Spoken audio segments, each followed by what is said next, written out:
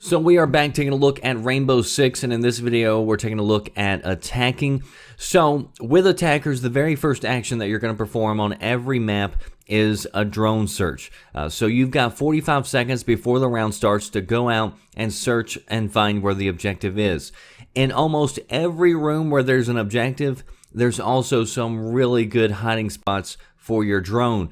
And one thing that you can actually do, and this also helps you learn the map, is you can set up a custom match, go in, and you can play this by yourself. You don't need anybody else on the opposing team. You can go in and try to find good places for your drone. So you want to be hidden from the defenders, but you also want to get a good view of the defenders, but somewhere where you don't get shot. And so this little spot that I'm showing you right now on this one room in house, this was shown to me by Farva, so shout out to him. But you're going to find areas like this all over the place. And most defenders, if they're spotted, they're going to be looking around on the ground to try to find a drone or at eye level. Most of them aren't going to be looking up. So this is a great hiding spot if you can get up here before the match starts, or even during the match, because I mean you can still take control of your drone and use it during the match.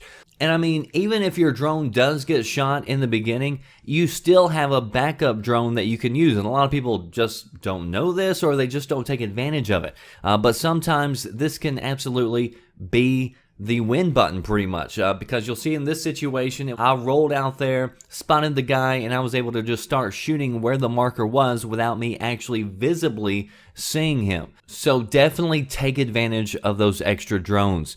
Another thing that you need to be aware of is where all the defender cameras are on the map. And you're going to just learn this over time, or like I said, you can go into a custom match and find where they all are set up. But if you know where they are, as soon as you start the round, start shooting the cameras out. You want to blind the enemy, whether you're on the attacking team or the defending team. If you're on defenders, you want to take out all those drones. If you're on the attacking team, you want to take out all the cameras placed around the map.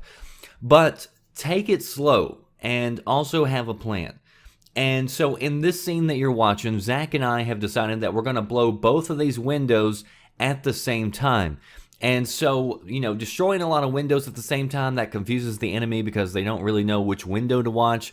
And faking the enemy out can also be used on pretty much any map. You know, a lot of times we'll place a breaching charge on one end of an objective, but actually walk around to the other side of the objective and then detonate it so that, you know, they're looking in one direction and we can come in from behind them. But in this scene that you're watching, they're likely thinking that we're probably on ropes right outside those windows because we just blew them. But instead, we actually, you know, took a hike up to the next building so we could get a position and actually snipe them away from the target. So they're probably not looking to, you know, see somebody else out on that part of the map. They're probably thinking that they're really close by.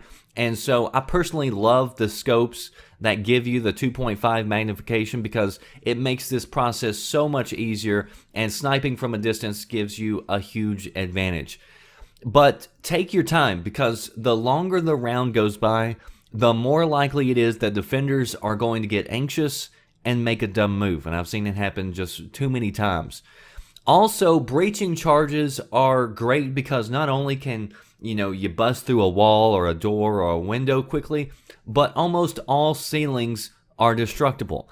And you may not can jump down through the ceiling, but you can lay breaching charges on the ground above the objective, and this, if you blow it, it just gives you more angles that you can shoot down on your enemies. And at the same time, it's freaking out the defenders because they don't know where to watch. You know, do you watch the wall? Do you watch the window? Do you watch now the ceiling? So there's just so many ways that you can come in and attack, and it just gives you a greater advantage. Even if nobody's even up there looking through the ceiling, it'll still freak out the defenders.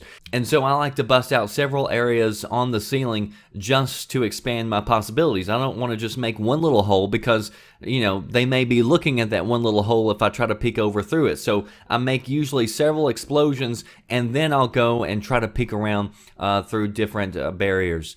And then finally, when playing the objective, play the objective smart. If you've cleared out a room that's got a hostage in it, have somebody go in and try to grab the hostage and then watch their back. And in hostage scenarios, a lot of times defenders, they'll be roaming around the map. They won't stay in the same room with the hostage, so you can actually make a really quick getaway because you can get the hostage pretty quickly and get in and get out. And by the time they realize the hostage is gone, it's just too late. And so you can sit back, if you're watching your teammates back, you can sit back and wait for, the enemy to walk by you and then get an easy kill. And then if you're planting the bomb, be sure to pick a spot that you can easily defend the bomb while leaving as little of yourself open to exposure as possible. Like, a lot of times people will just, run down and place it right beside the bomb, but you can actually place that bomb anywhere in the room where the bomb is. So a lot of times it's good to pick like corners or hide it behind objects, but also it's really good to like place it down in front of a window. That way you can actually kind of hang outside the window, and if you hear somebody beating on it, then you can just jump up and pop them and kill them off that bomb. You can also lay it like in the corner. So a lot of times we'll place it near a doorway or an exit point, so that way we can go ahead and have positions set up so that we can just snipe it basically from a distance. So don't just, run in and plant it as soon as you get a chance. Go ahead, take your time, and be methodical with the approach.